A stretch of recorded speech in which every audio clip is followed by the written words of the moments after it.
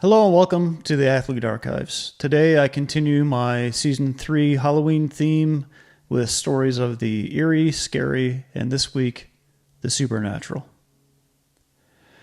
Do you believe in spirits or in out-of-body experiences? There's a belief among many religions and Native American tribes that the soul can leave the body and inhabit animals. There's even a word for it, metempsychosis. Transmigration at death of the soul of a human being or animal into a new body of the same or different species. Belief in transmigration of the soul dates back to at least 500 BC with Pythagoras. Do you find the idea hard to believe? I'm going to tell you a story that may make you wonder if this could actually be true. Jimmy Warfield never played professional baseball.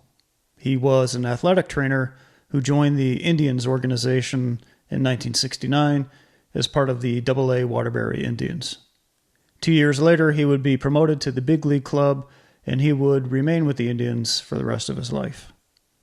Warfield was one of the American League's trainers for the All-Star Game in 1971 and again in 1997.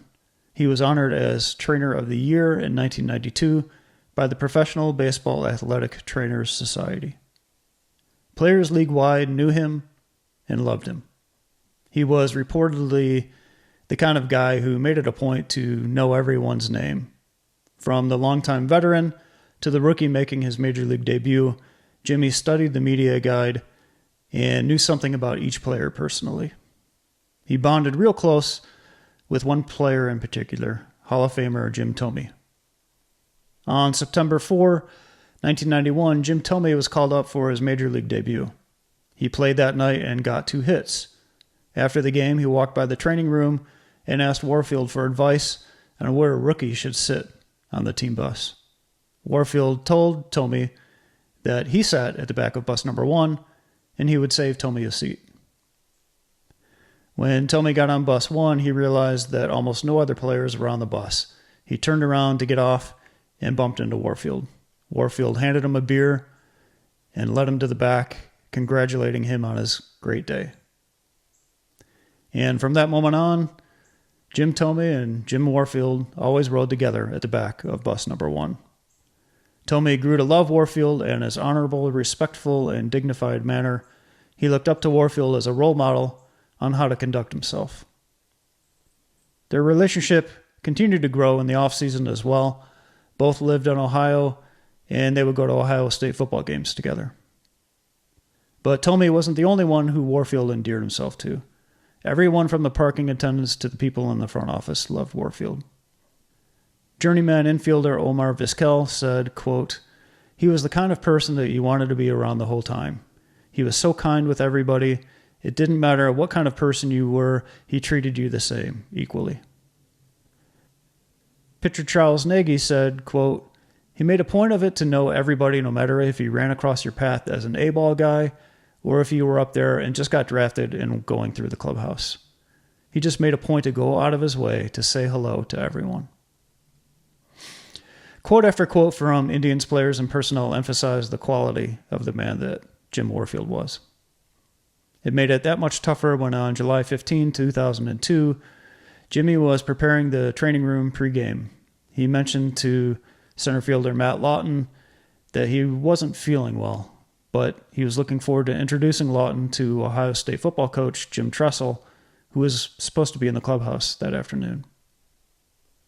Shortly after that conversation, Jimmy Warfield suffered a brain hemorrhage. When he was discovered, he was rushed to the Cleveland Clinic and immediately underwent surgery. As players heard the news in the clubhouse, there was concern, but they had no idea just how serious things were. The players, still unaware of exactly what had happened to Jimmy, wrote JW on their caps as the game began. Meanwhile, just a few miles down the road from Jacobs Field, Warfield took a turn for the worse and fell into a coma. News of Warfield's status still hadn't made it to the field when, in the bottom of the second inning, a lone seagull landed in the corner of the Indians' dugout where Jimmy Warfield always sat. The bird looked odd. It was scruffy and smaller than all the other seagulls flying around Jacobs Field that afternoon. And it was also unusual in that it wasn't gray like all the other seagulls. It was white. It was so small that some witnesses at first thought it was a dove. Players, grounds crew, and even an umpire tried to shoo the bird away, but it kept coming back.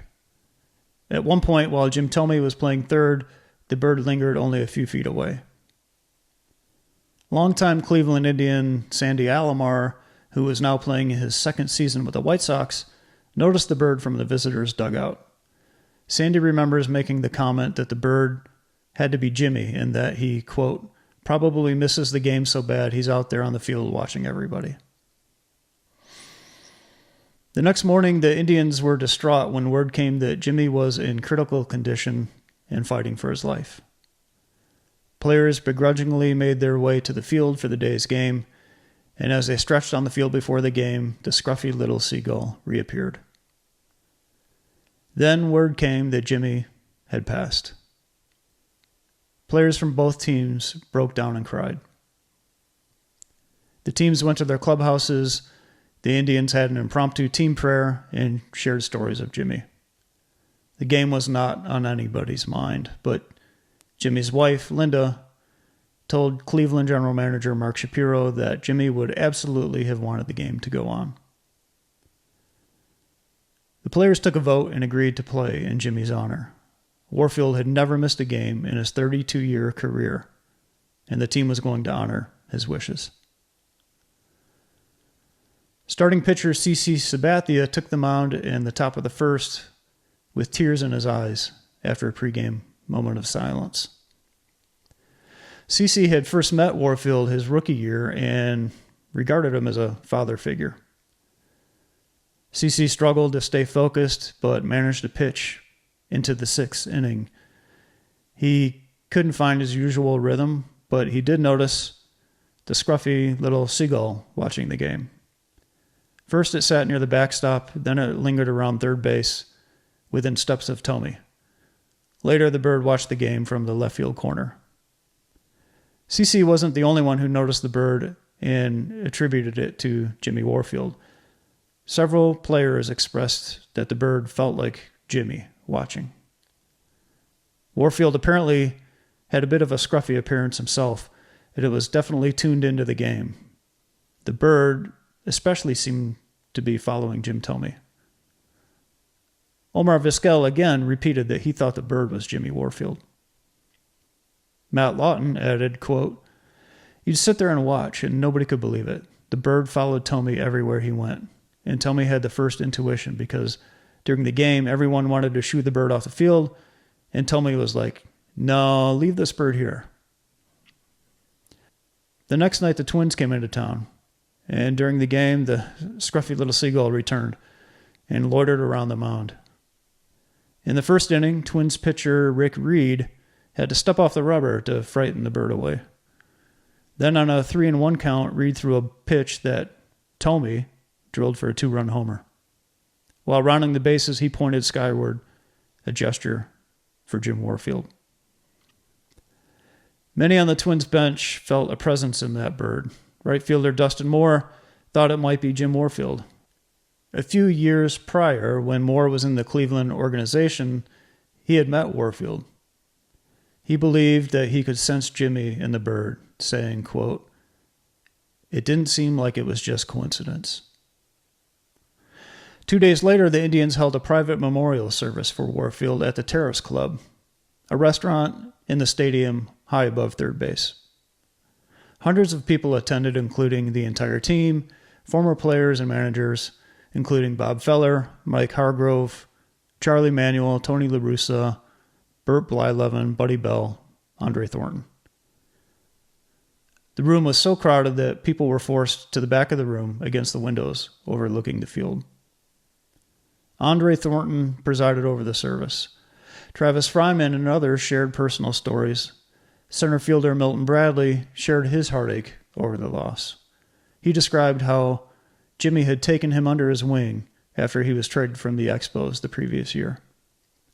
Jimmy had praised Bradley's talent and went out of his way to make the young player feel like a veteran.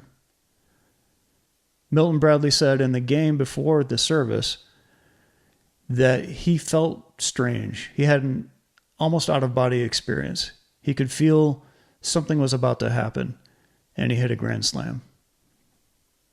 Around this time, during the memorial service, the scruffy little seagull appeared on the field near the Indians' dugout. Around this time, during the memorial service, that scruffy seagull appeared on the field near the Indians' dugout. People standing near the window in the room saw the bird, and just as the service was concluding, witnesses say the bird took flight. It flew around the bases and then right by the terrace room window and into the night sky. The seagull never returned to Jacobs Field. The subject of the bird came up often that season, and some players still talk about it. Jake Westbrook said anytime he and CC Sabathia saw a bird on the field at a ballpark, they would give each other a look. I ask you, is this coincidence? Thank you for your time.